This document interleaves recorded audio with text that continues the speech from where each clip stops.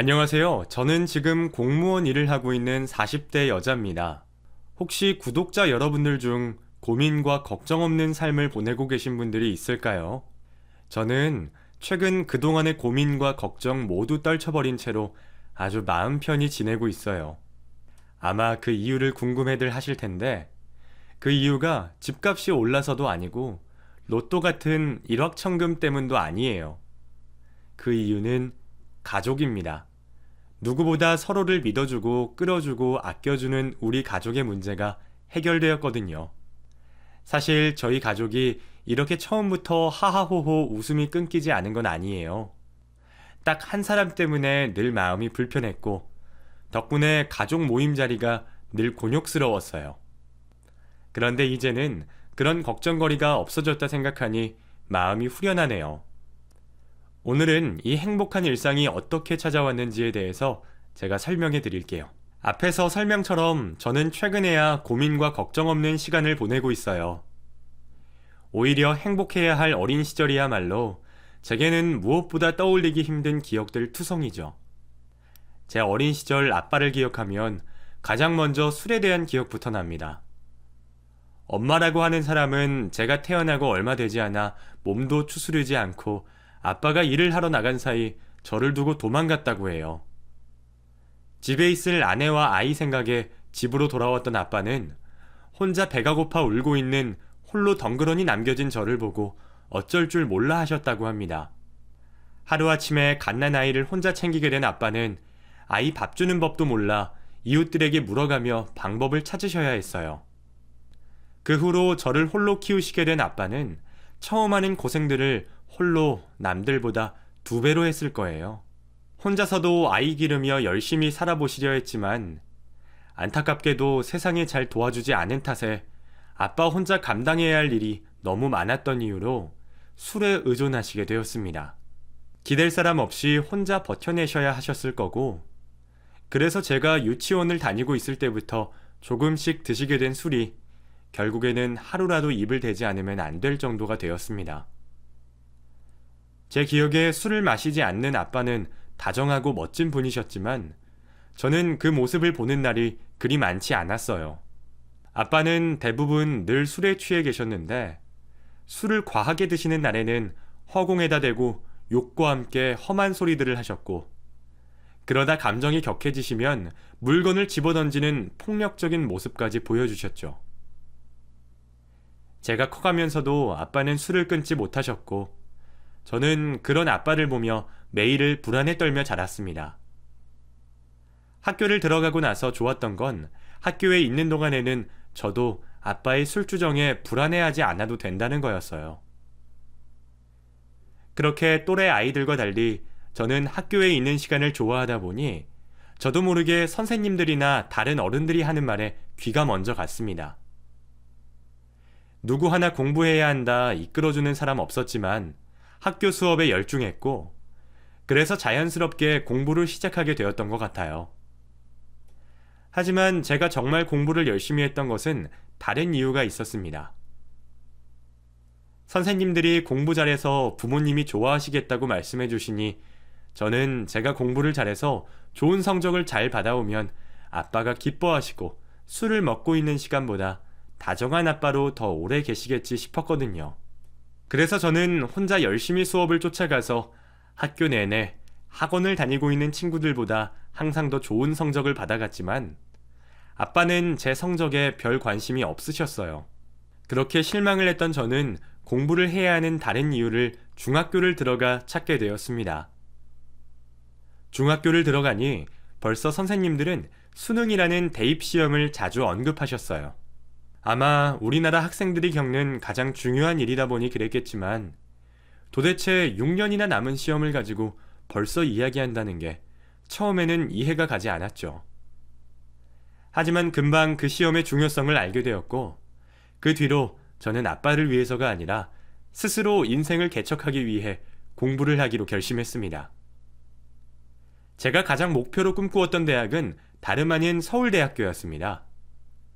한국에서 최고로 뽑히는 대학인 것도 당연한 이유겠지만 다른 것보다 더 중요한 이유는 바로 돈이었어요. 아무래도 국립대이다 보니 사립대에 비하면 학비가 훨씬 저렴하더라고요. 그래서 저는 고등학교 진학 후 서울대를 목표로 수능 준비를 시작했습니다. 학년에서 최상위층 성적에 목표대학 기입란에 서울대라는 뚜렷한 목표가 있었던 학생인 저를 보시고 담임 선생님이나 진학 선생님들 모두 제게 관심이 많으셨어요. 선생님들은 제가 무슨 학원을 다니는지, 과외를 따로 받는지 궁금해 하셨는데 그때마다 학원이나 과외는커녕 남들 다 아는 사교육 없이 홀로 공부하는 저를 보고 하나같이 놀라곤 하셨죠. 게다가 학부모 상담에서도 자식에게 무반응인 저희 아빠의 행동을 보고 선생님들도 제 형편을 어느 정도 가늠하고 계셨을 거예요. 그런 덕분인지 저는 선생님들께서 선배 학년의 문제집도 주시고 저에게 응원과 도움되는 말을 해주셔서 학교에서 많은 도움을 받을 수 있었어요. 그렇게 남들은 모두 열심히 하겠다는 저를 도와주는데 유일한 가족인 저희 아빠만 자식인 저를 도와주지 않더라고요. 시간이 갈수록 술에 빠져 살던 아빠는 다정다감했던 모습은 온데간데 없이 매번 폭력적인 모습만 보여주었죠. 야, 조미연. 아버지가 밖에 갔다 왔으면 밥을 차려야지. 뭘 귀에 꽂고 책이나 보고 있어? 공부하고 있었어요. 잠시만요. 밥 차릴게요. 야, 세상이 어느 땐데 개천에서 용날 생각을 하냐? 너는 밖에 나가 일해서 집에 도움될 생각은 안 하고 가지도 못할 대학 간다고 돈만 축내는 게 뭐냐? 나가면 네 또래 애들이 주유소, 음식점마다 일을 하고 있는데. 아빠, 저 대학 갈 수 있어요. 도와주시지 못하면 뭐라고나 하지 마세요. 뭐? 이게 지 엄마 닮아가나? 어디 아빠 앞에서 말대꾸를 해? 그런 소동이 나면 아빠는 화가 나셔서 제 대신 제 책들을 찍곤 하셨습니다. 아마 아빠는 제가 분수에 맞지도 않게 대학을 꿈꾸기보다는 저와 형편이 비슷한 다른 아이들처럼 밖으로 나가서 일찍이 돈을 벌기 원하셨나 봐요. 그것도 아마 가난을 벗어나는 다른 방법일 수도 있었겠죠. 하지만 저는 좀 더 멀리 보고 꼭 좋은 대학을 나와서 제가 꿈꾸는 직업을 가지고 그걸로 성공하고 싶었어요. 그래서 저는 다른 친구들은 싫어하는 학교에 있는 시간들이 훨씬 좋았습니다. 당시에 우등반이라고 성적이 좋은 학생들만 뽑아 정규 수업 이외에 보충 수업을 받을 수 있었고, 야자까지 하니 집에서 아무런 지원을 받지 못하는 저에게는 오히려 집안의 신경을 끊고 공부에만 집중할 수 있는 그런 학교가 더 좋았습니다. 그렇게 저는 아빠 잔소리를 피해 열심히 공부했고, 그 결과 서울대학교는 떨어졌지만 상위권 사립대와 서울에 있는 국립대를 붙었어요. 저는 무엇보다 기쁜 그 소식을 유일한 제 가족에게 전하고 싶었습니다. 다른 건 몰라도 합격 소식은 아빠도 기뻐하실 줄 알았거든요. 아빠, 저 원서 낸 거 결과 나왔어요. 서울대는 떨어졌는데 나머지 대학 둘 다 붙었어요. 조미연, 너 대학 등록금 내줄 돈 없어. 지금까지 아버지가 한 말을 얼마나 가찮게 여겼길래. 내가 귀에 먼지가 쌓일 정도로 이야기했는데 무시를 하냐? 내가 대학 같은 거 다닐 생각하지 말고 일이나 하라고 했지. 그래도 아빠, 하나는 등록금이 엄청 저렴해요. 첫 학기만 등록해 주시면 나머지는 대학 다니면서 아르바이트해서 제가 해결할게요. 제발요. 헛소리 하지 말고 가서 소주나 사와. 밥맛 떨어지는 소리 하지 말고. 다른 집들은 아무리 없는 집이라도 축하해줄 대학 합격 소식을 아빠는 마치 남의 얘기 듣는 것 마냥 무시하며 제 꿈을 짓밟으셨습니다. 저는 그런 아빠가 밉고 이해되지 않았어요.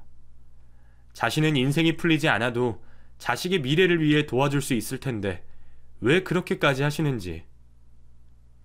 결국 저는 한 학기 학비가 없어서 대학을 포기하게 되었습니다. 물론 입학하고 바로 휴학을 하여 등록금을 벌 수도 있었겠지만 그렇게 하더라도 결국 사립대는 포기해야 했고 다른 국립대는 아무래도 제 성에 차지 않았습니다. 결국 저는 아르바이트와 공부를 병행하면서 재수를 하는 길을 선택했습니다. 결국 아무도 도와주지 않으니 제가 스스로 노력해 해결하면 되는 것이었고, 그 길이 제가 생각한 유일한 방법이었죠. 생각은 쉽게 했지만 막상 하고 보니 말처럼 쉽지 않았어요. 공부만 하기에도 빠듯한 시간에 일하면서 공부까지 한다는 게 정신적으로나 체력적으로나 엄청나게 힘들었거든요. 처음에는 저도 정신력으로 버텨 늦게까지 공부를 했지만 점점 힘들어진 저는 일하고 돌아와 체력을 보충하는 데 바빴어요. 이러다가 제가 생각하는 대학교는 턱도 없을 것 같았죠. 저는 그래도 포기하지 않고 매번 마음을 다잡으며 커피에 에너지 음료까지 마셔가며 피곤한 몸을 일으켜 세워 공부를 해내갔습니다. 그리고 다시 본 수능에서 이전보다는 성적이 좀 떨어졌지만 그래도 제가 원하는 대학에 붙을 수 있었어요. 재수를 하는 동안 아르바이트로 번 돈은 등록금을 내고도 남을 정도로 충분했고, 저는 그제서야 들뜬 마음으로 앞으로 펼쳐질 대학 생활을 기다렸습니다. 그런데 제게 돈이 있다는 것을 어떻게 알았는지 아빠가 저에게 그 돈을 내놓으라고 하더군요. 야, 미연아, 너 돈 가지고 있는 거 있지? 그거 아버지 좀 빌려주라. 아빠, 무슨 말이에요? 저 그거 대학 등록금이에요. 절대 안 돼요. 야, 그 돈 없으면 너 이 집에 있지도 못해. 아버지 지금 감옥 가게 생겼다고.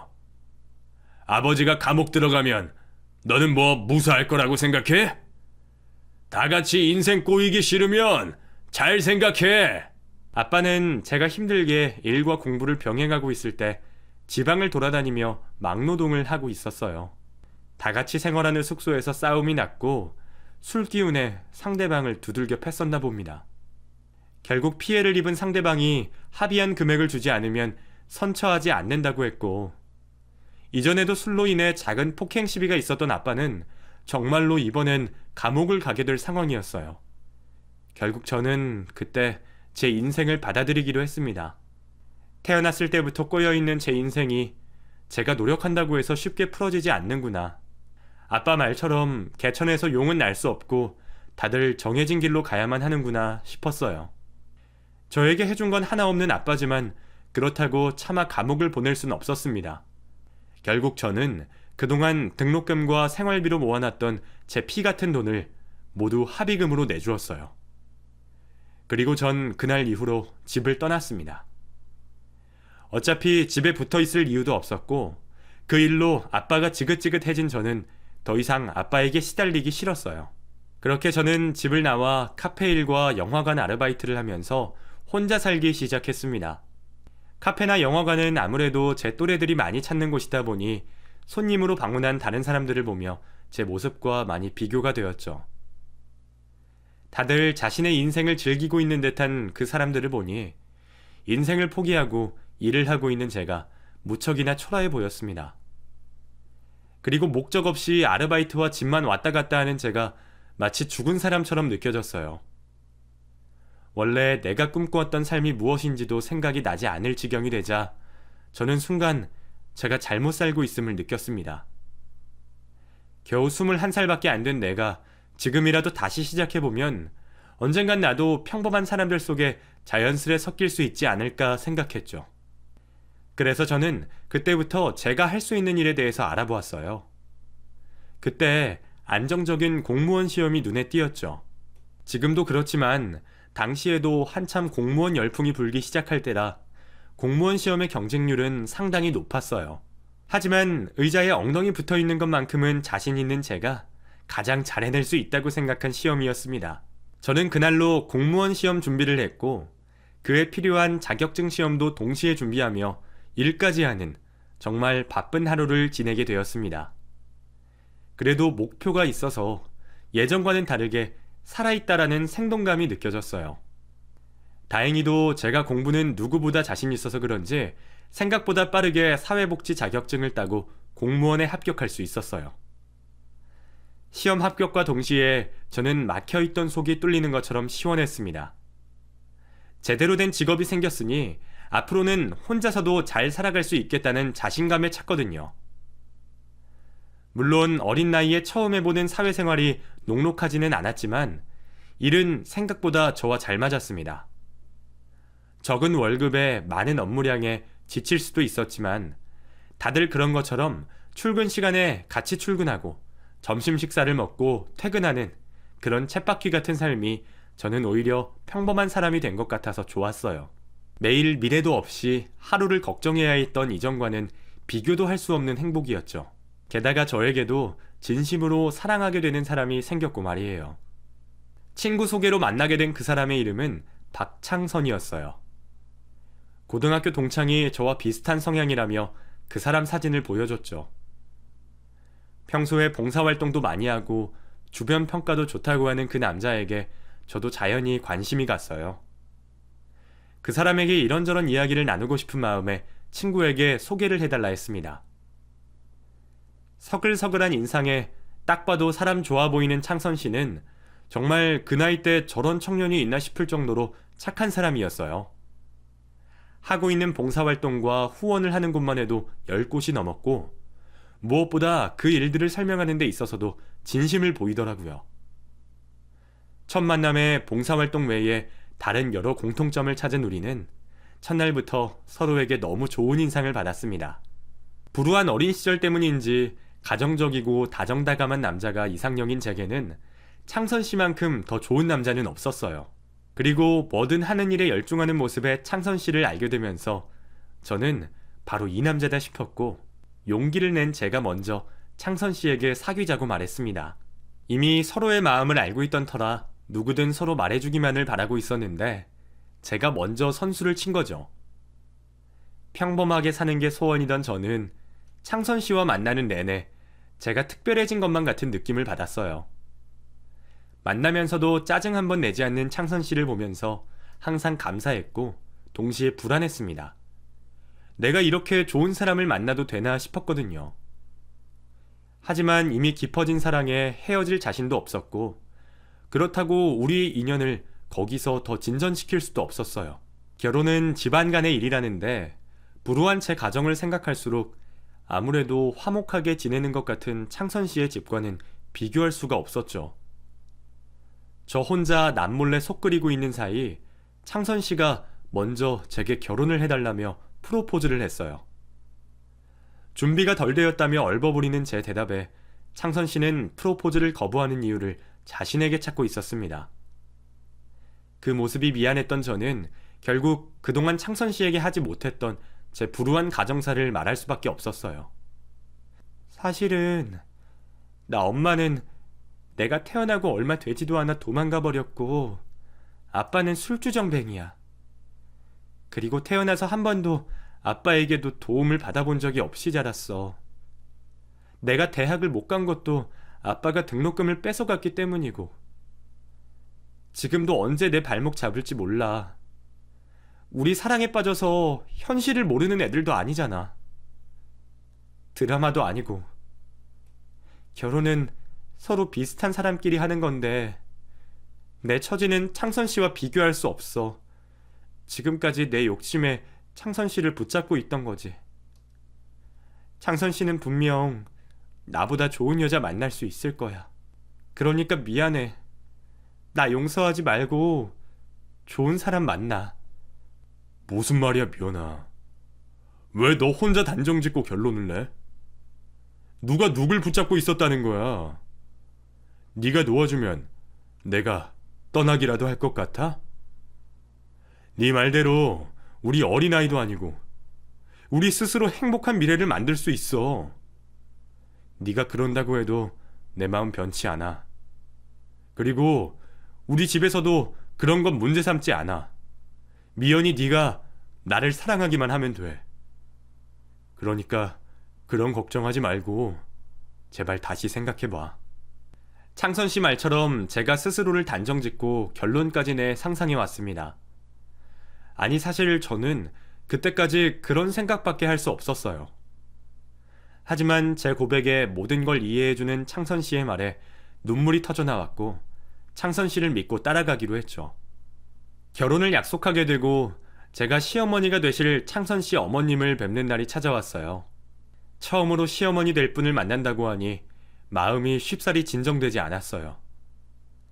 잘 보이려는 마음에 준비만 몇 시간을 하고 찾아가게 되었죠.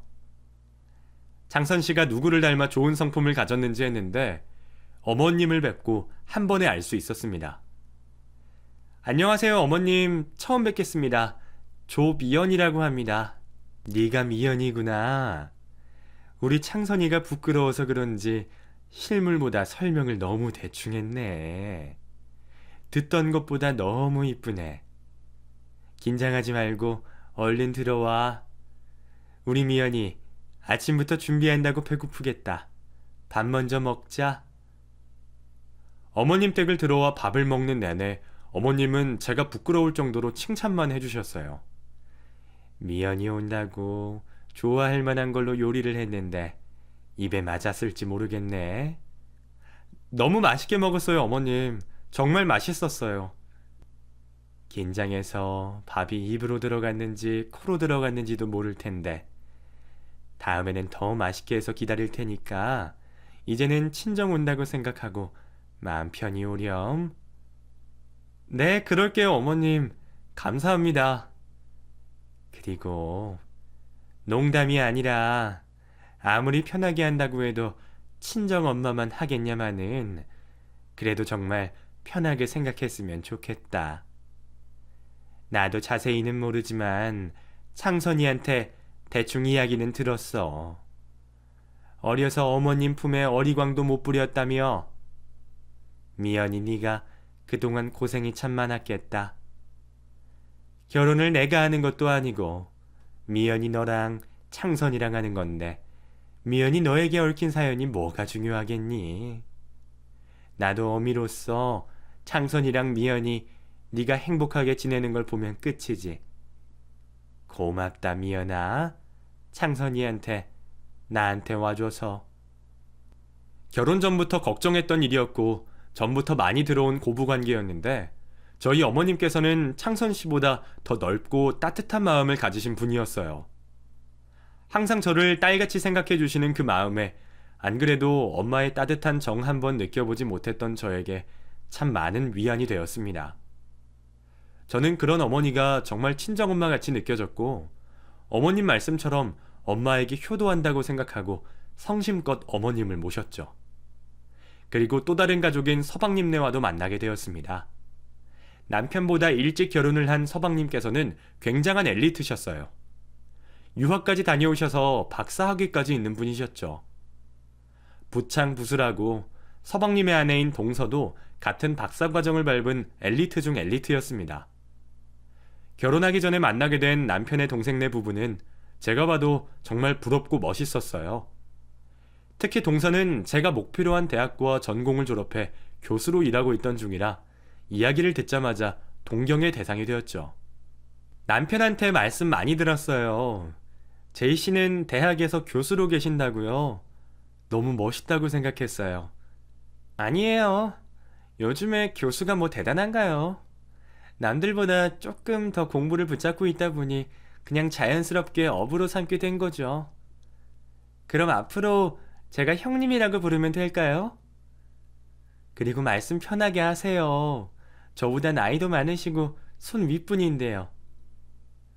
그래도 초면인데 차차 편하게 할게요. 저도 편하게 대해주세요.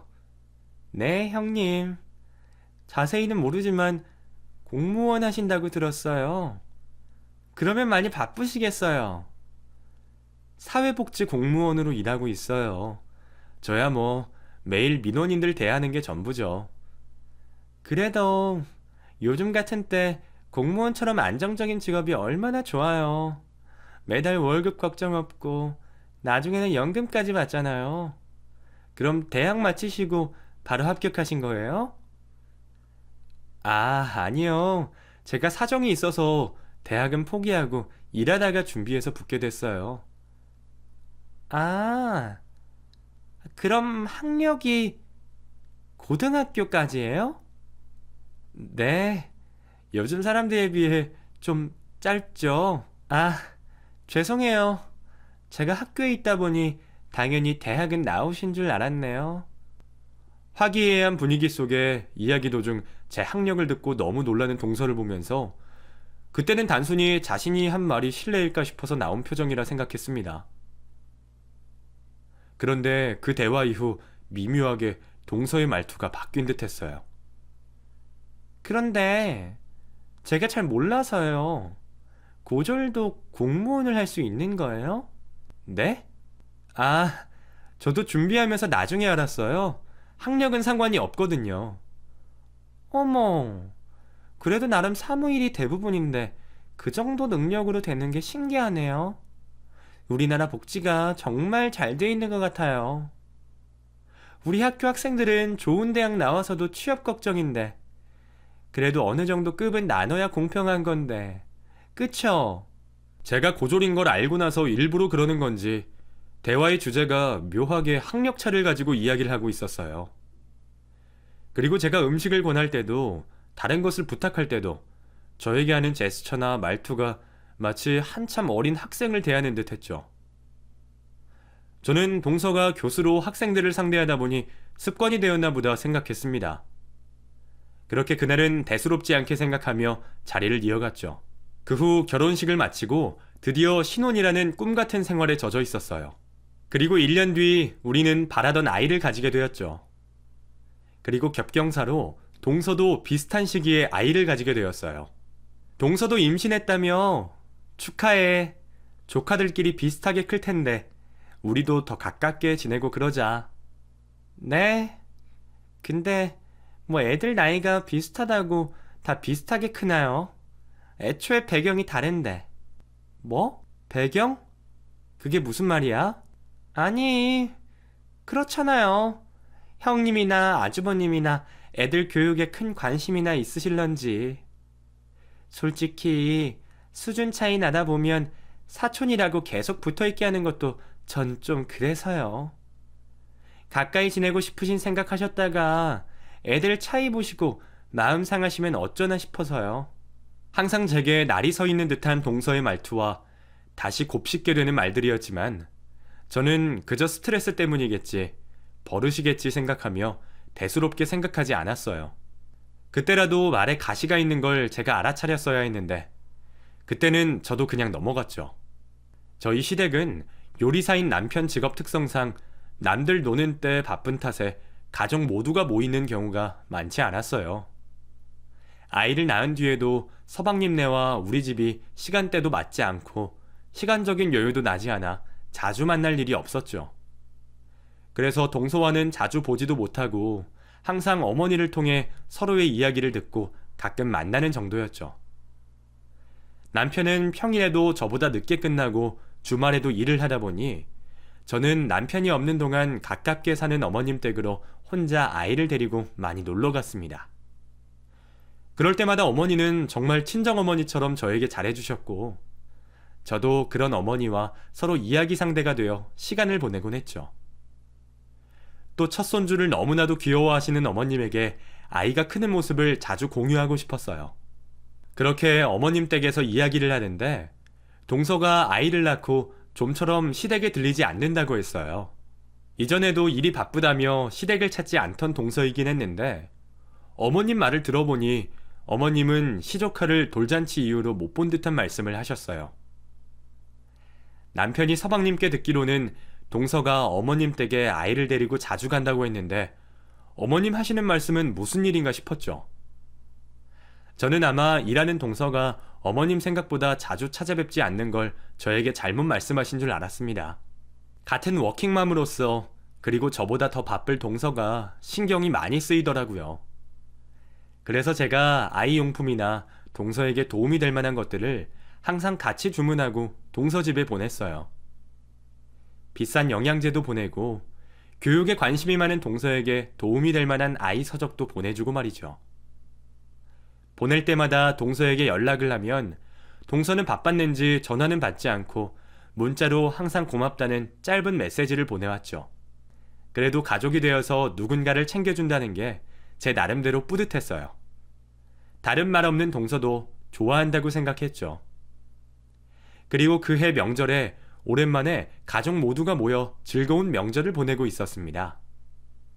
오랜만에 본 동서가 너무 반가워서 저는 못 본 사이 그간의 이야기라도 하려고 했는데 학교 생활이 많이 피곤한지 동서가 냅다 짜증을 내더라고요.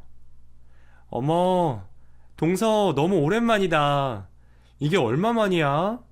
못 본 사이에 더 이뻐졌네. 제덕이도 엄청 컸더라. 형님, 제가 좀 피곤해서요. 지금 형님 상대할 힘이 없네요. 죄송한데 제가 평가하는 게 있어서 그런데 작은 방에 이불 좀 펴주시면 안 돼요? 이것만 하고 쉬려는데. 그래. 힘들겠다. 명절인데도 쉬지도 못하네. 내가 이불 정리해 놓을 테니까 다 하고 얼른 쉬어. 못 본 사이 더 직설적인 말투로 변해 놀랐지만 연휴까지 이어지는 일로 인해서 피곤해서라고 생각했습니다. 그런데 같이 명절을 보내는 3일 내내 동서는 저를 무시하듯 이야기하더라고요. 형님, 애한테 이 과자 주셨어요? 우리 재민이가 먹는 건데 그때 동서네에도 보냈는데 그게 유기농 스틱 과자인데 요즘 다들 먹이더라. 요즘이든 나중이든 우리 애한테 이런 거 줄 거면 저한테 말하고 주셔야죠. 왜 형님 마음대로 하세요? 미안.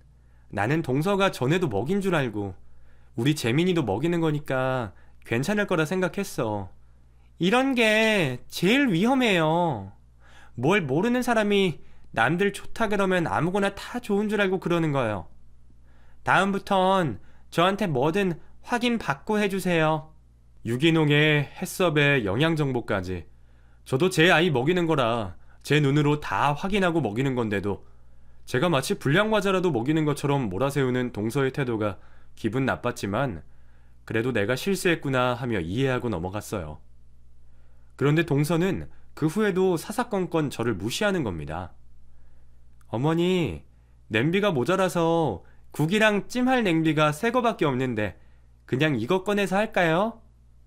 그래, 그걸로 하면 된다. 네, 동서, 나랑 이 냄비 먼저 닦자. 설거지 하는데 둘이서 해야 해요? 아니, 이거 새 스텐이라 연마제 좀 닦으려고.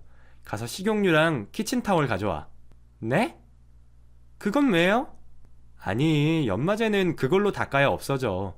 안 그럼 그 연마제 우리가 다 먹거든. 또 어디 인터넷에서 이상한 정보 보고 이러시는 거예요? 그런 거 진짜 맞는 말은 맞아요? 어머, 동서 무슨 말을 그렇게 해. 그럼 동서가 직접 찾아봐. 진짜래도. 그렇게 핸드폰을 찾아본 동서는 제 말이 맞는 걸 확인했는지 괜히 멋쩍은 표정이었어요. 맞지? 내가 동서보다 다른 건 모자라도 이런 잡다한 건 내가 잘 알아. 잡다한 거 아셔서 좋으시겠네요. 그러셨으면 공부도 열심히 하셔서 대학도 나오시지. 저 봐야 할 논문이 있어서 방에 좀 들어가 볼게요. 제가 말을 기분 나쁘게 한 건 아닌 것 같은데 짜증을 확 내고 들어가는 동서를 보니 저는 그제서야 지금까지 행동들이 나를 자기 밑으로 보고 무시한 거구나 싶었어요. 방으로 따라 들어가 시시비비를 정확하게 따지려 하다가 가족 간의 화목을 가장 중요하게 생각하시는 어머님 생각이 들어 그냥 제가 참기로 했죠. 별것도 아니었고 1년에 몇 번 마주치지도 않는데 제가 참으면 아무 문제 없는 듯 지낼 수 있었으니 말이죠. 거기다 남편과 서방님의 사이를 제가 이간질이라도 한 것처럼 될까봐 참기로 했죠. 그제서야 동서의 행동 하나하나가 제 눈에 예사롭지 않게 보였어요. 그리고 어머님에게 하는 행동도 저와 비슷해 보였죠. 남편과 서방님이 음식 재료를 사러 나가니 동서는 다른 식구 눈치 볼 것도 없는지 어머님에게 선을 넘어서 학생을 지적하듯 대했습니다. 어머님, 애한테 아무거나 먹이시지 말라고요. 더럽게 어머님이 씹다가 주면 어떡해요? 잘못하면 입속 세균도 옮는데. 어머님이 책임지실 능력도 안 되시잖아요. 짜증나게. 말에도 정도가 있는데 어머님을 대하는 걸 보니 동서가 이전부터 어머님께 어떤 행동을 했을지 한눈에 봐도 알았습니다.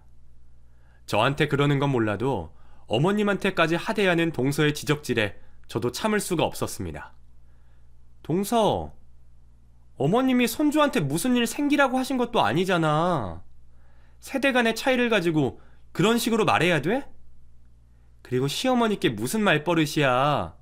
동서가 가르치는 학생도 아니고. 제가 무슨 학생같이 대했다고 그러세요? 그러면 동서가 나랑 어머님께 하는 태도가 지적질이 아니고 뭔데? 형님, 만났을 때부터 고절이라고 부끄러워하신 건 알겠는데요. 그게 열등감으로 이어지시면 안 되죠. 형님은 못 배워서 저한테 열등감 있으세요? 동서가 하는 말에 말문이 막혔습니다. 남편과 서방님이 없다고 애들과 어머님이 있는 앞에서 저에게 개망신을 주었어요. 제가 뭐라고 대답해도 열등감이 있다고 저를 매도하면 무슨 수가 있겠어요. 호기롭게 나서긴 했지만 더 이상 분란을 만들기 싫어서 그냥 말을 말고 마지막인 명절을 보내기로 했습니다. 그렇게 어머님과 저, 동서까지 어색하게 식사 자리를 마치고 집으로 돌아오게 됐어요. 어머님은 저에게 자신 때문에 저와 동서가 다투게 되었다고 미안하다고 말씀하시는데 그걸 보니 제가 좀 더 참을 걸 후회가 되더라고요. 괜한 짓을 했다는 생각으로 안방에 누워있는데 남편이 안방 문을 벌컥 열고 대뜸 저에게 묻는 겁니다. 뭐야? 재수씨가 당신이랑 엄마한테 낮에 이상한 말 했어? 응? 아니야. 무슨 말이야? 아니, 재민이가 없는 말을 할 리가 없잖아. 거기다 저렇게 정확하게 이야기하는데. 말해봐, 솔직히. 아니야. 재민이가 잘못 들은 거야. 요리하다가 잠깐 의견차가 있어서 그런 거지. 아무 일도 없었어. 제 말을 듣고도 믿지 않는 남편이 갑자기 외투를 입고 집을 나가는 겁니다. 너무 갑자기라 말릴 새도 없이 나간 남편에게 한참을 전화해도 받지 않더라고요. 한참 뒤에야 전화를 받은 남편은 어머님 댁이라고 했어요. 큰일 났다 싶어 어머님 댁으로 달려갔죠. 남편이 뭐라 물었는지 어머님께서는 이미 낮에 있던 모든 상황을 이야기하신 모양입니다. 그리고 사실을 확인한다며 서방님과 동서도 불렀나 봐요. 영문도 모른 채 등장한 서방님에게 남편이 오자마자 뺨을 치며 말했어요. 너, 네 마누라 입단속 잘해. 입 꼬매버리기 전에. 형, 그게 무슨 말이야? 그 여자는 안 오냐? 너도 지금까지 그 여자가 어땠는지 알면서 모른 척 한 거야? 사람 불러서 이야기라도 해주고 때려야지. 무슨 말인데? 연애 때부터 지금까지 어떤 일에도 화 한 번 안 내던 남편인데 처음 보는 흥분하는 모습에 저나 어머님이나 모두 무서워서 어쩔 줄 모르고 있었어요. 서방님도 갑작스런 남편의 행동에 뺨을 맞고서도 한참을 어리둥절했죠. 남편이 모든 사실을 말하고 서방님도 저와 어머님에게 지난 일에 대해 물어보셨어요. 그런데 알고 보니 어머님께서도 저처럼 한참을 동서에게 무시를 받고 있었더라고요. 저희 어머님 나이에 학교 문턱이 지금처럼 쉬웠나요? 가정 형편으로 소학교까지만 나오셨는데 대체 박사학위가 얼마나 대단한지 모르겠지만 그걸 가지고 어머님을 무시했나 봅니다. 거기다가 성품이 워낙 여리고 착하셔서 며느리들한테도 부탁 하나 못하시는 어머님이 동서에게 얼마나 쉬워 보였겠어요. 어머님도 지난 일들이 분하셨는지 말씀하시다가 기어이 눈물을 쏟으셨어요. 그제서야 모든 걸 들은 서방님이 그 자리로 아직까지 오지 않는 동서를 호출했습니다. 그리고 도착한 동서는 눈치는 있는지 우리 모두 격앙되어 있는 모습에 처음으로 몸살이는 모습을 보여줬어요. 무슨 일들이세요? 당신은 왜 또 그런 표정이야? 야, 네가 미쳤지? 뭐? 갑자기 무슨 말이야? 그따위로 사람들 무시하려고 박사까지 땄냐? 그따위 정신머리로 교수라고 애들 가르치고 있었어? 긴 말 할 거 없고 너 당장 엄마랑 형수님한테 사과하고 우리 이혼하자. 무섭게 왜 그래 당신? 그리고 내가 뭘 무시했어? 나 그런 적 없어. 야, 네가 얼마나 사람을 개무시했으면 어린 조카가 보고 놀라서 우리 형한테 말했더라. 그 나이에 애가 뭘 안다고. 아무것도 모르는 애가 봐도 알만하게 개무시했겠지. 너 내가 이야기했지? 형 아니었으면 나 아무것도 아닌 거. 근데 그걸 알면서도 그따위 짓을 해? 그날 저는 남편에게도 들은 적이 없는 이야기를 알게 되었습니다. 남편의 아버님이 사고로 일찍 돌아가시고 가세가 많이 기울었나 봐요. 당시 고등학생이었던 남편은 학교를 그만두고 돈을 벌기 위해 일을 시작했다고 합니다. 자신도 공부를 잘하는 편이었는데 가정주부셨던 어머니와 자신보다 어리고 공부를 잘하던 동생을 뒷바라지하기 위해 선택한 결정이었다고 해요. 거기다 동생이 자신의 기대에 부응이라도 하듯 학문을 이어가자 동생에게 부담 갖지 말고 끝까지 가보라며 유학에 박사학위를 받을 때까지 공부에만 집중할 수 있게 도와주었다고 합니다. 저에게 아무도 해주지 않은 이야기라 저는 새카맣게 모르고 있었는데 아내인 동서는 그 모든 사실을 알고 있었다고 해요. 그런데도 저희 집을 사사건건 무시하며 시건방을 떨었던 거였죠. 서방님은 그런 이야기를 알고도 우리 식구를 무시한 동서를 용서할 수 없었는지 자신이 어머님 댁으로 지내며 그동안 이혼을 진행했어요. 동서는 그제서야 자신의 잘못을 뉘우쳤는지 우리 가족 모두에게 싹싹 빌었지만 이미 버스는 떠난 뒤였죠. 거기다 서방님이 동서 친정일로 일을 도와주고 있어서 아마 동서는 더 절실했을 겁니다. 이혼을 통보받고 난 뒤에도 저에게 전화를 하고 직접 찾아와 서방님의 마음을 돌려달라 애원했어요. 그 모습에 마음이 약해진 저는 어머님과 함께 서방님의 마음을 돌려보려 했지만 그럼에도 불구하고 결국 서방님은 동서와 이혼을 하게 되었습니다. 박씨 집안 남자들이 어머님을 닮아 밑도 끝도 없이 착한 줄만 알았는데 둘 다 엄청나게 냉정하고 무서운 모습을 가지고 있더라고요. 오히려 그런 여자와 지금이라도 헤어진 게 천만 다행이라며 저희를 안심시켜주는 서방님에게 너무 죄송했어요. 그리고 그 일로 혹시나 남편과 서방님의 사이가 이전과 다르기라도 하면 어쩔까 싶었죠. 그런데 여자들은 이해할 수 없는 무언가가 있는지 그 이후로 남편과 서방님은 우애 깊은 모습을 보여주었어요. 그리고 1년 정도 흘렀을 때 조심스럽게 만나는 여자라면서 저희에게 지금의 동서를 소개시켜 주었죠. 지금 동서는 같은 여자인 제가 봐도 정말 좋은 여자, 아니 좋은 사람이에요. 제가 배울 점이 있다고 생각할 만큼 가정과 일 모두 잘 챙기는 멋진 동서죠. 이전에 자주 못 만나던 온 가족 모임도 동서가 생긴 뒤로 동서를 중심으로 자주 만나오고 있어요. 온 가족이 동서라는 복덩이가 굴러들어왔다고 매번 칭찬이 일색이죠. 그래서 그런지 우리 가족 모두 큰 걱정 없이 매일을 보내고 있습니다. 작든 크든 걱정은 모두 같이 머리를 모아 해결하니 무슨 일에도 터놓고 이야기하며 살고 있어요. 나쁜 일이 지나가고 웃음이 끊이지 않는 우리 가족이 계속해서 행복했으면 합니다. 여러분들도 고생 끝에 온 우리 가족의 행복을 빌어주시면 감사하겠고요. 지금까지 제 이야기를 들어주셔서 감사합니다.